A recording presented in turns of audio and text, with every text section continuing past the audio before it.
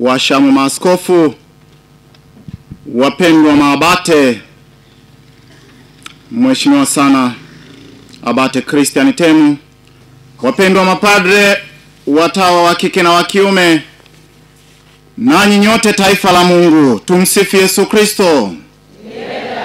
Mungu ni mwema kila wakati. Mungu ni mwema. Leo katika adhimisho hili, Mheshimiwa sana Abate Christian Temu anapokea baraka ya uabate, na katika adhimisho hilo atapewa pia ishara za nje zinazoonekana za cheo chake, za hadhi yake kama abate. Abate anapatikana namna gani? Abate katika jamii zetu za Kibenediktini anachaguliwa na wanajumuiya wake, wanadhiri wa daima katika jumuiya yake. Baada ya taratibu zote kukamilika, wanafanya uchaguzi wa abate, na anakuwa abate kamili, mwenye madaraka na mamlaka kamili kuanzia dakika ile anaposema ndio. Unaupokea uchaguzi huu, anaposema ndio, hapo anakuwa abate, na mara yanafuata taratibu nyingine za kisheria, kuweka saini katika hati maalumu, ikiwa pamoja na kuungama imani ya mama kanisa mtakatifu, kwa sababu abate anayefanywa kuwa abate wa jumuiya ya kitawa, yeye anapokea wajibu wa kuwa baba wa jumuiya hiyo, mwalimu na kiongozi wao, lakini si kwa mithili yake, bali kwa mithili ya Kristo Yesu, kwa mfano wa Kristo Yesu mwenyewe. Na ndiyo maana katika jumuiya hiyo ya kitawa abate anahesabika kuwa ni wakili wa Kristo. Wakili wa Kristo. Ninatoka nje ya somo. Nimeeleza juu ya uchaguzi wa abate. Askofu anateuliwa kadiri ya taratibu za kanisa letu huku.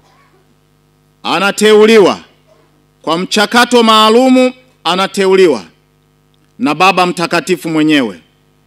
Na huyo aliyeteuliwa anafanywa kuwa askofu kwa sakramenti ya uaskofu. Anawekewa mikono, na uabate sio sakramenti.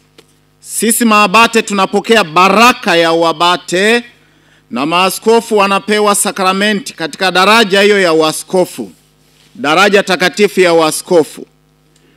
Narudi kwenye somo. Huyu anayewekwa kuwa abate katika jumuiya ya kitawa, kuna vigezo msingi vinavyotumika ili kumchagua huyu abate. Kigezo cha kwanza ni kigezo cha kimungu.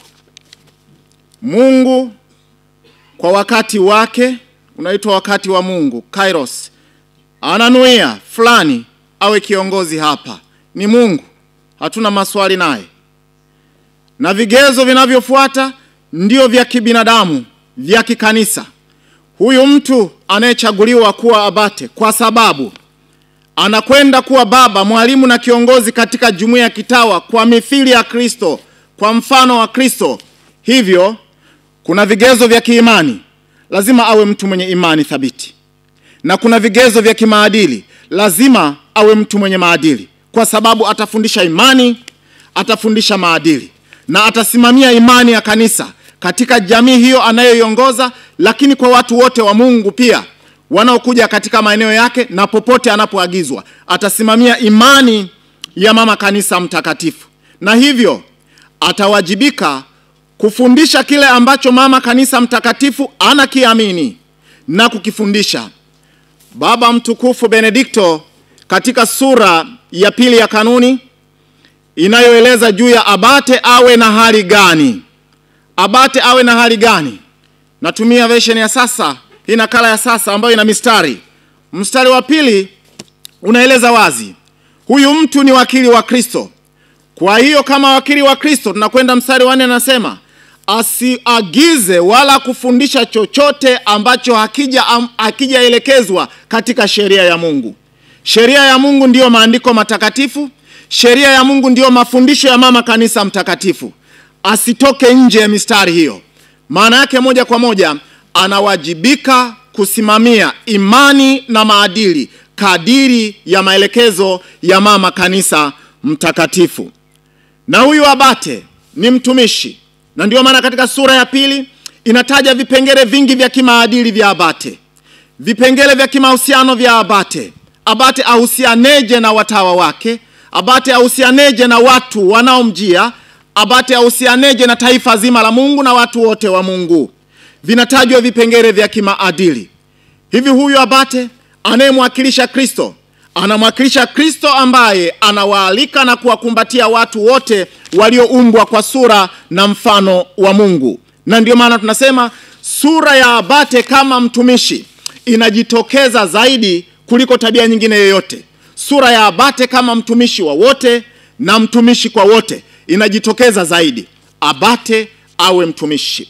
Na injili yetu tuliyoisikia inatuambia, anayekuwa mkubwa wenu na awe mtumishi wa wote.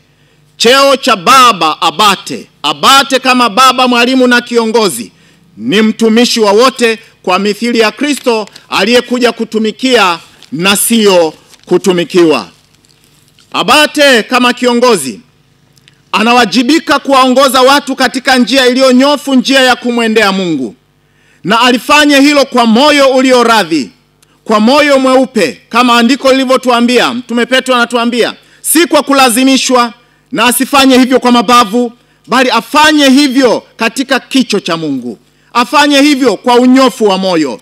Ni kwa namna hiyo abate huyu ambaye ni mtumishi ataweza kufanya kazi yake vema ya kuliunganisha kundi alilokabidhiwa, lakini pia kufaidia katika utumishi wake taifa zima la Mungu na watu wote wa Mungu wanaomjia na popote pale anapoagizwa na mama kanisa. Mtume Petro anatoa waraka huu kama maelekezo ya uongozi mwadilifu. Maelekezo ya uongozi mwadilifu. Maadili ya uongozi kadiri ya maandiko matakatifu yanajengwa katika sura hii ya kwanza ya waraka wa Mtume Petro kwa watu wote, sura ya 5 aya ya 1 mpaka ya 4. Viongozi wanaokabidhiwa dhamana ya uongozi, wanaowekwa juu ya watu waongoze namna gani? Wawe na moyo radhi wa kujitoa kwa ajili ya mafaa mapana ya wale wanaowaongoza, sio kwa ajili yao.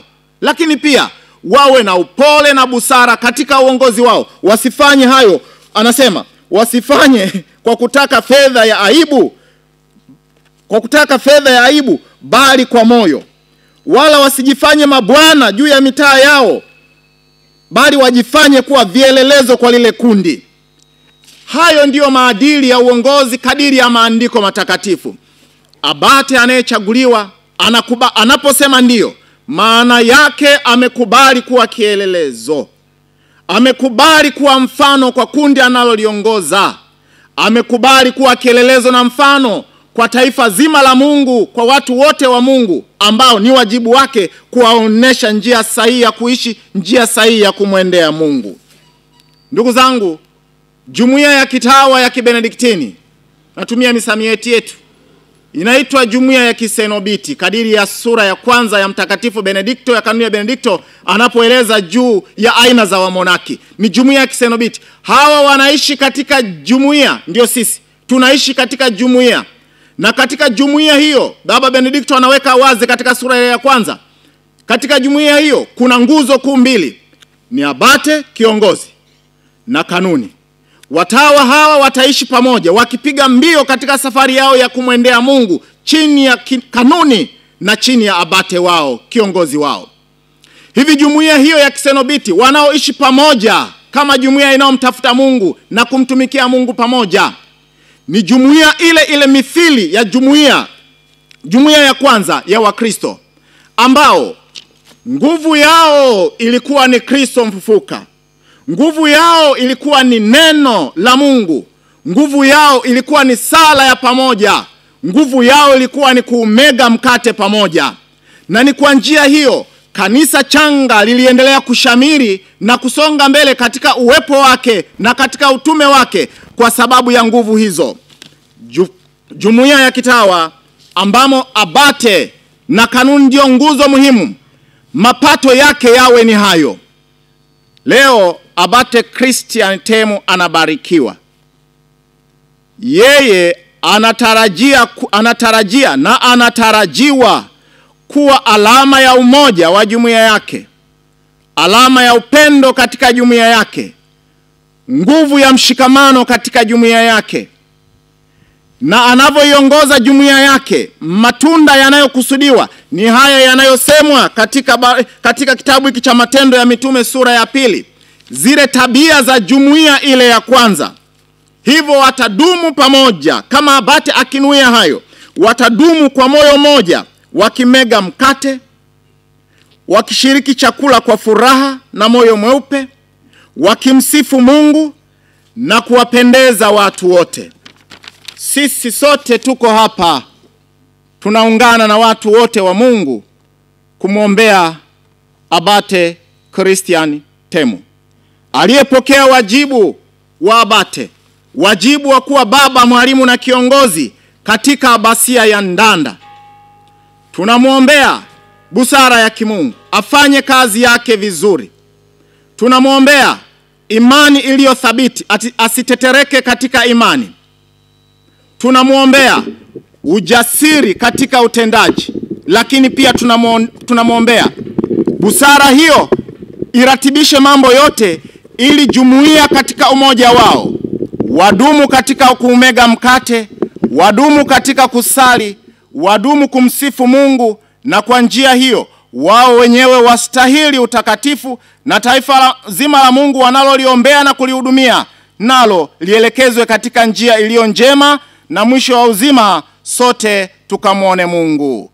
Tumsifu Yesu Kristo.